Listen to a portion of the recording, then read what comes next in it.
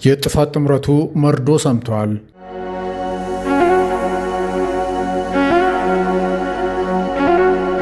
ሰላም ጤና ይስጥልን። ዛሬ በኢትዮጵያና አካባቢ ፖለቲካዊ መድረክ ላይ እየታዩ ያሉትን አሳሳቢ ክስተቶችን እንመለከታለን። በተለይም በአማራ ክልል ለ2 ዓመታት ህዝቡን ሲያሰቃይ የቆየው ፋኖ ኃይል አሁን ደግሞ እጁን ወደ ቤተ እምነት መዘርጋቱን፣ በሱዳን አልቡራን ላይ የተላለፈው ውሳኔ በሌሎች ኃይሎች ላይ የፈጠረው ድንጋጤ የዛሬ ትኩረታችን ነው። ላለፉት 2 ዓመታት የአማራ ህዝብ በተለያዩ ግጭቶችና አለመረጋጋቶች ውስጥ ሲያልፍ ቆይቷል። ለህዝቡ ቆማለሁ የሚለው የፋኖ ኃይል ግን በተቃራኒው ህዝቡን ለከፋ ስቃይና መፈናቀል ሲዳርግ ቆይቷል። አሁን ደግሞ ነገሩ እየከፋ መጥቶ የህዝብ የመጨረሻ መጠጊያና የሰላም ተምሳሌት የሆኑት የእምነት ተቋማት ላይ ጥቃት መፈጸም መጀመሩን መረጃዎች ያመለክታሉ።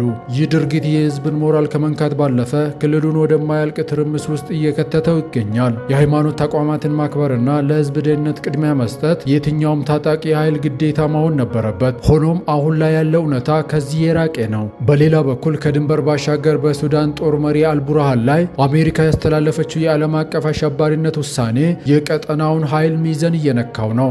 ይህ ውሳኔ በተለይ እንደ መርዶ የሆነባቸው ወገኖች አሉ። የኤርትራው ሻዕቢያ፣ የህወሓት አመራርና አሁን በትጥቅ ትግል ላይ ያለው ፋኖ ነው። እነዚህ ኃይሎች በተዘዋዋሪ የሚሆን በቀጥታ የጥቅም ትስስር እንዳላቸው የሚገለጽ ሲሆን በአልቡርሃን ላይ የተወሰደ እርምጃም ለእነዚህ የጥፋት ጥምረቶች የጥንቃቄ ደውል ሆነዋል። ዓለም አቀፍ ማህበረሰቡ ሽብርንና ግጭትን በቸልታ እንደማያልፍ ማሳያ ተደርጎ ተወስዷል። በጎረቤት ሀገራት የሚወሰዱ የህግ እርምጃዎችም በሀገራችን ውስጥ ላለው ሁኔታ ትልቅ ትምህርት ሰጪ ናቸው። እናንተስ በዚህ ዙሪያ ምን ትላላችሁ? ሀሳባችሁን በኮመንት አጋሩን። ላይክ እና ሰብስክራይብ ማድረግ እንዳይረሳ።